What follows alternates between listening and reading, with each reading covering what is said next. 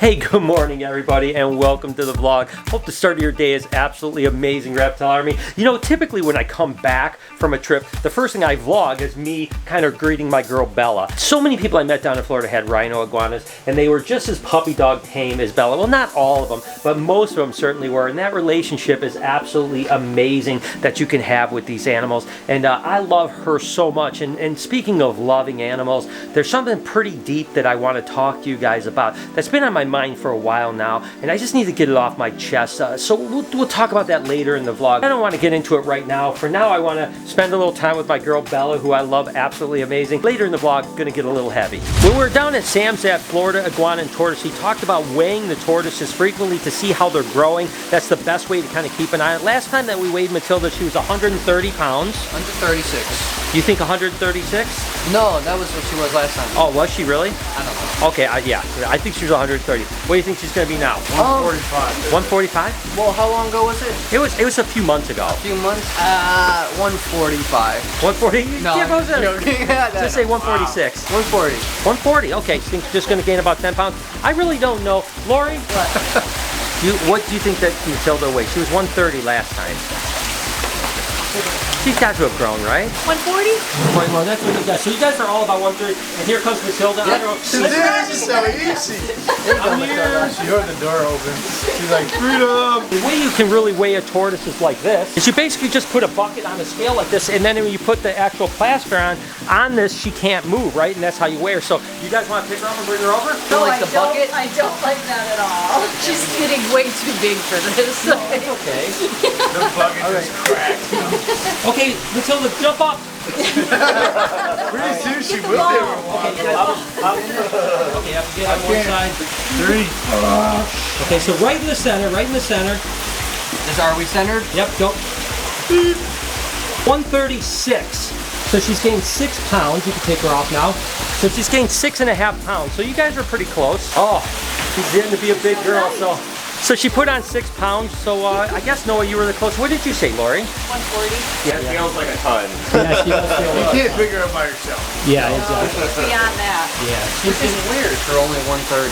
I know. Yeah, like she's very heavy. Yeah. Just like. Dense. Like ivy. Jessica, it's coming great in here. I mean, every time I come in, it just gets a little bit more done. It's pretty awesome. So you actually have is this the first lychee we're putting in? No, I actually snuck a couple lychees in here. Did you? Oh my gosh. I didn't even know. There's 2 in here. So there's this guy. Oh, you can that's see. right there. I never see this guy. He's always behind the cork. He's always behind the cork bar. And then this one's going into this Yep, enclosure? this is Fiona. Oh, Fiona. Gosh, that is so dope. Wow.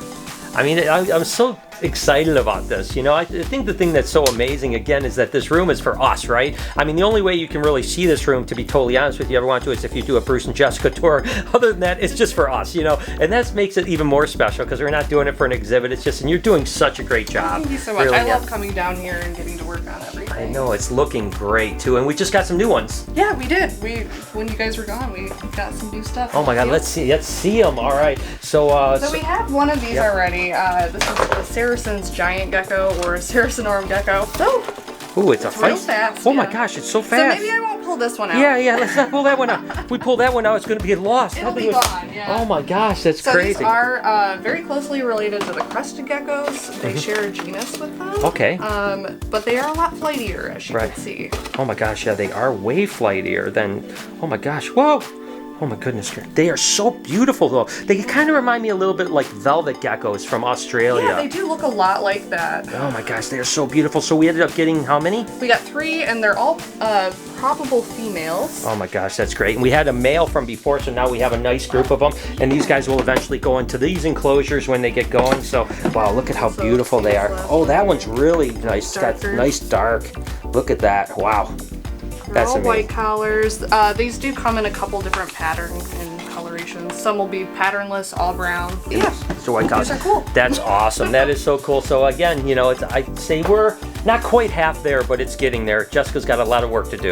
Wait for it. Come on.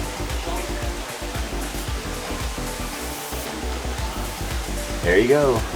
That's it. There you go. Good job, buddy. That's obviously what I want. I do really want him to come down and stuff like that. I gotta be patient with that and let him get his meal and everything like that. So as long as he's still learning that ball trick, I think the eventual motivation for him to come down is gonna come.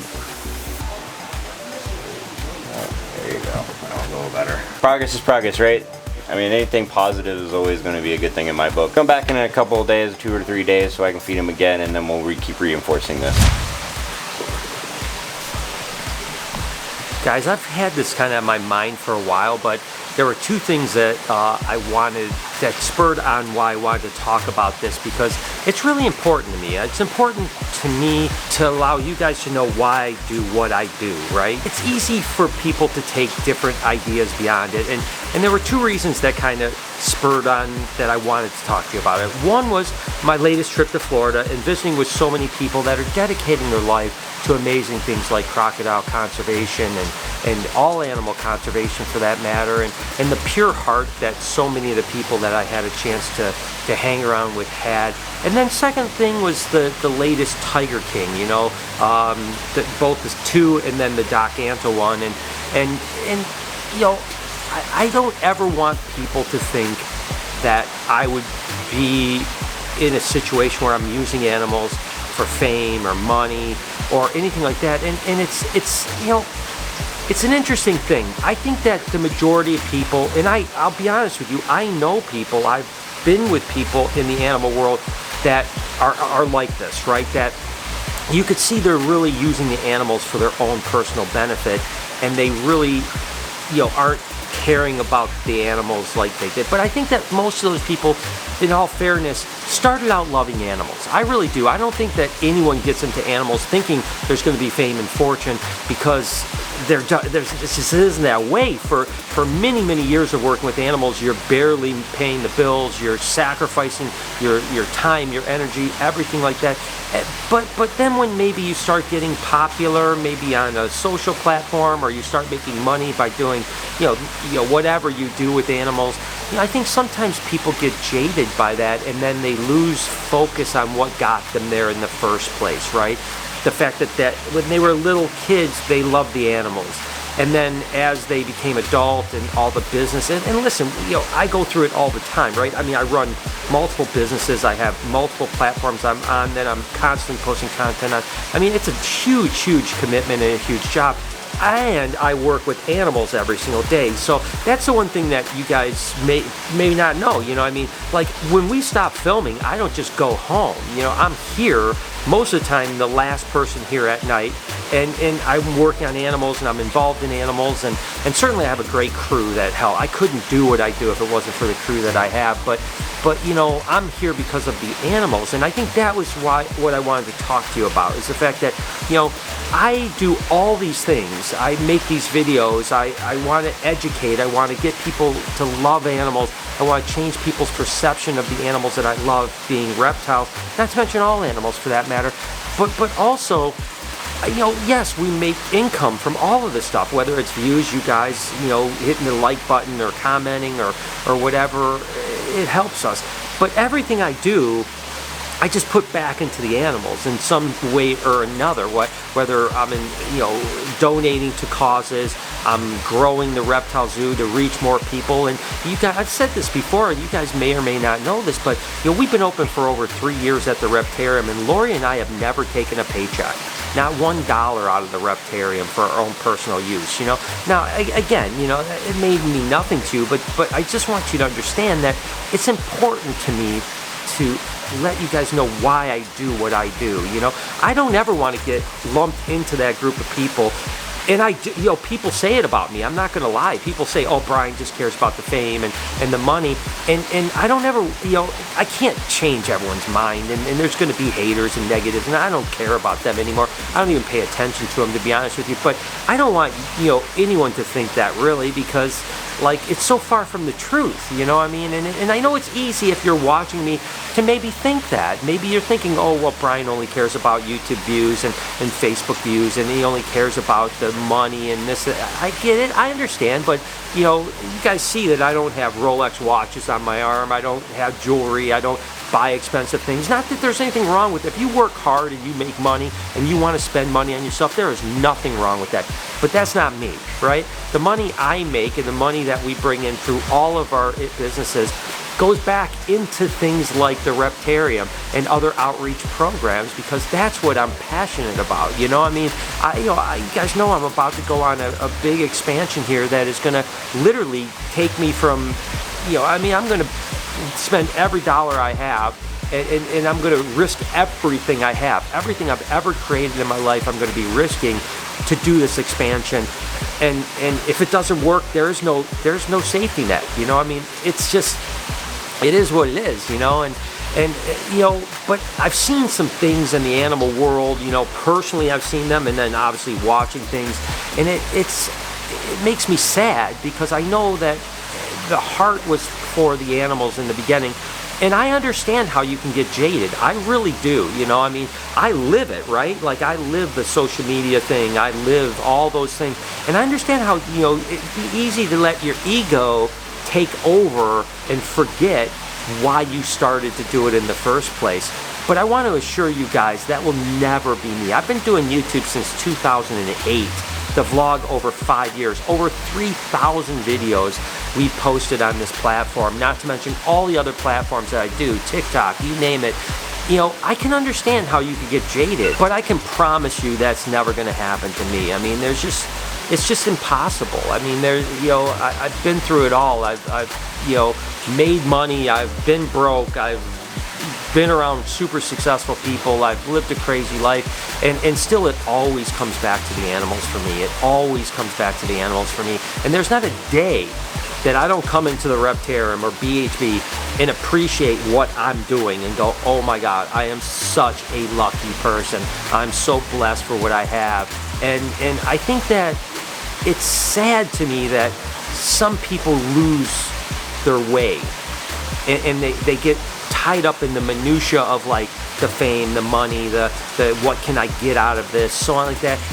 And like I said, I can see how people do it, because I live close to that life. But there's no way. To me, it's always going to be about the animals. I don't care if I die broke, and if I've made a difference and I've made people love animals, and I see the people come into the Reptarium and eventually the aquarium and the expansion, and I can see people having these amazing experiences. To me, that's what matters, and I guess I just need to get that off my chest, because I don't want anyone that may be watching me think that that's not the case, because when I watch these things, or I'm around people that maybe have that, thing where they once loved animals, but now they really love the attention that they get from the animals, and maybe even use that attention for their own benefit in some ways, it's sad to me. It really is, because like I said, I don't look at them as bad people per se. I look at them as people that had a great heart, and they got sidetracked. And I hope that they come back to what brought them there in the first place. But for me, it's just something I need to get off my chest, because I don't want you guys to ever think that I'm that way. And listen, I don't pay attention to the hatred, and I don't pay attention to negativity. I could care less, it's not my problem. I know where my heart is. The people around me know where my heart is, and that's all that really matters. But at the same time, I don't want anyone to think that way. I don't want people to think that I'm only in it for the fame and the money and stuff like that, because it's just so far from who I am. And so I could ramble for 20 minutes, and I don't want to, but let me know in the comments, what your thoughts are. I don't know. I don't even know why. I just have to get it's like, you're my therapy, right? I needed to get that off my chest, because it's so important to me, and all I care about is the future of these animals. That's all I care about in life in general. And so yeah, that's it. I just, let me know what you guys think in the comments. And like I said, I couldn't be on this journey without you guys, and I want to also thank you for that, because if it wasn't for you, I couldn't do this. And that, if I couldn't do this, I don't know what I would be doing. I'd be volunteering somewhere, working with animals, I guarantee you that. And so thank you, and thank you for letting me kind of rant for a few minutes here, because it's something that was really important for me to tell you guys. Thank you guys for listening to that little mini rant. I just want what's best for the animals, and I want what's best for the community, that people love animals. So I hope that you understand that. Again, I do appreciate all your support. And speaking of support, if you don't mind, could you right there hit that subscription button? It would mean the world to me. Have an absolutely wonderful day, Reptile Army. Remember, be kind to someone, and I promise I'll see you in the next one.